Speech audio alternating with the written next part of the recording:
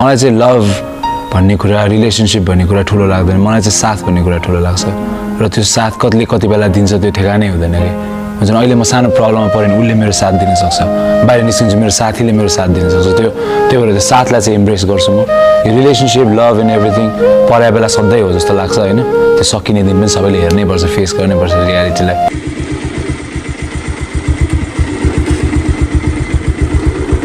ल गाइज म चाहिँ आज स्विजरल्यान्ड जाँदैछु है गाइज स्विजरल्यान्ड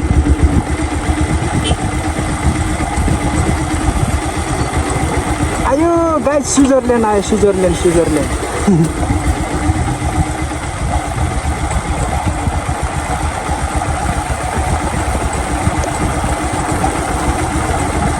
ल गाइज म चाहिँ स्विजरल्यान्ड जाँदैछु है आज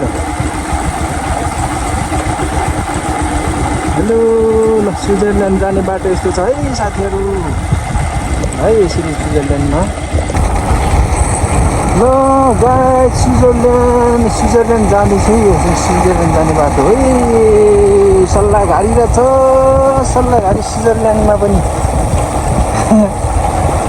ल स्विजरल्यान्डमा पनि सल्लाहघारी है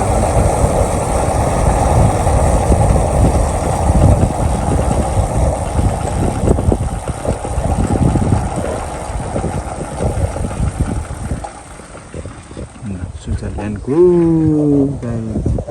सल्लाहघारी यति राम्रो सल्लाहघारी छ है गाइज स्विजरल्यान्ड ल गाइज स्विजरल्यान्ड पार्कमा चाहिँ एकदमै रमाइलो छ तपाईँहरू पनि घुम्न आउन सक्नुहुन्छ एकचोटि चाहिँ आउनै पर्ने ठाउँ छ है गाइज स्विजरल्यान्ड होइन हामीलाई चाहिँ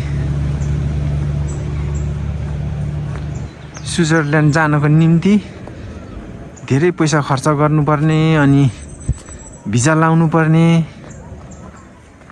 झन्झटबाट हामी मुक्त भइसकेका छौँ वास्तवमा भन्ने हो भने स्विजरल्यान्ड यहीँ छ स्विजरल्यान्ड किन जानु पर्यो स्विजरल्यान्ड भिजा लाएर बिना भिजा बिना पैसा र आफ्नै ठाउँ आफ्नै देशमा पनि स्विजरल्यान्ड छ है गाइज म रमाइलो छ होइन है गाइज म तपाईँहरूलाई स्विजरल्यान्ड देखाउँदैछु है गाइजहरू स्विजरल्यान्ड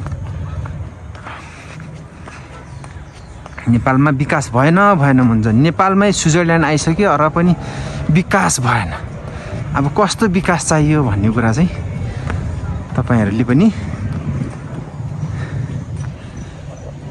सोच्न सक्नुहुनेछ गाइज स्विजरल्यान्डमा यस्तो खालको महाशक्ति ट्याङ्की पनि रहेछ यो स्विजरल्यान्डमा चाहिँ गाइज महाशक्ति ट्याङ्की होइन गाइज यो चाहिँ यो खानेपानीको महाशक्ति ट्याङ्की छ तर यो ट्याङ्कीमा चाहिँ पानी चाहिँ छैन बिना कामको शक्ति भएको ट्याङ्की हो यो देख्नुभयो महाशक्ति ट्याङ्क अरे ल गाइज है त सोच्छौँ यहाँ पिकनिक आउनु भएको रहेछ होइन धेरै पिकनिक आउनु भएको छ यहाँनिर एउटा कुरा चाहिँ मलाई अलिक भन्न मन लाग्यो यहाँनिर यति फोहोर भएको रहेछ यहाँनिर चाहिँ धेरै फोहोर गर्दो रहेछ यो फोहोरहरू चाहिँ नगर्न पाए चाहिँ राम्रो हुन्थ्यो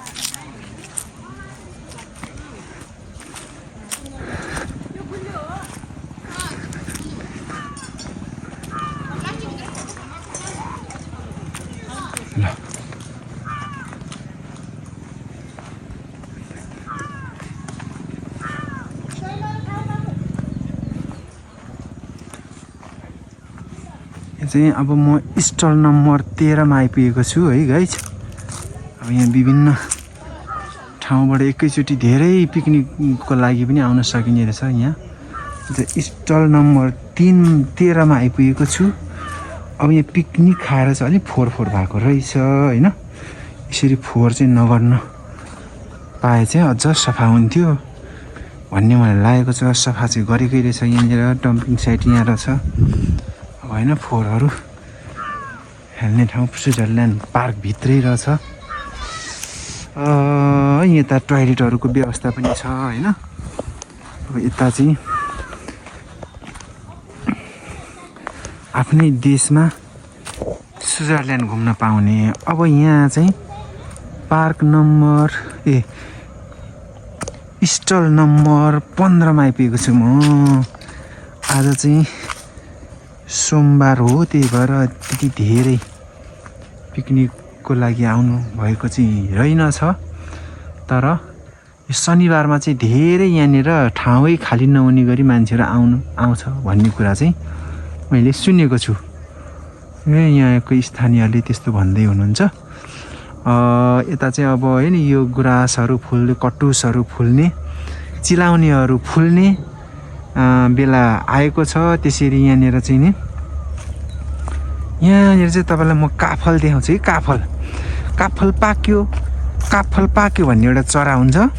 त्यो चराले जब काफल पाक्न सुरु गर्छ अनि सबैलाई चाहिँ है काफल पाक्यो भनेर चाहिँ जानकारी गराउँदछ है। यो चाहिँ काफलको रुख हो है साथीहरू, यो चाहिँ काफलको रुख हो। अब अहिले फुलेर सानो सानो दाना लाग्दै रहेछ।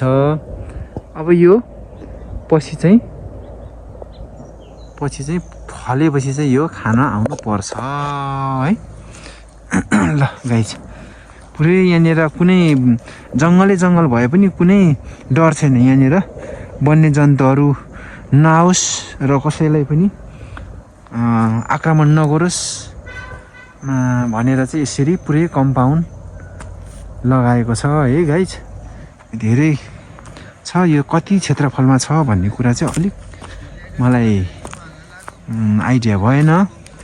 तपाईँहरूलाई आइडिया छ भने कमेन्ट गर्नु होला है। अनि यो चाहिँ धेरै रमाइलो लाग्यो है गाइज। स्विजरल्यान्ड पनि घुमियो आज। स्विजरल्यान्ड पनि घुमियो। अब यहाँबाट पनि एउटा गेट रहेछ। यो गेटबाट पनि जान सकिन्छ, आउन सकिन्छ। दुई तिनवटा गेट रहेछ है गाइज। ल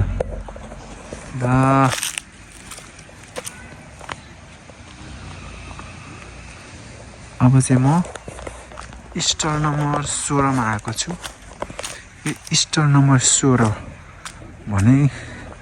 भन्नुको मतलब यो 16वटा स्टलहरू रहेछ। यस्तो स्टलहरू पिकनिक गर्नको निम्ति भन्ने कुराहरू चाहिँ म बुझ्दछु।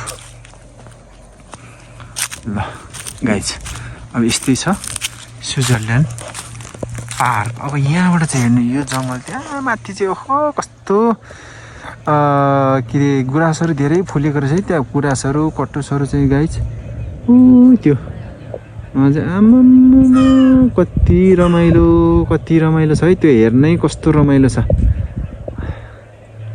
तपाईँहरूलाई यो कहाँ हो भनेर तपाईँहरूलाई यदि थाहा छैन भने कमेन्ट गर्नु होला है त गाइज। By by.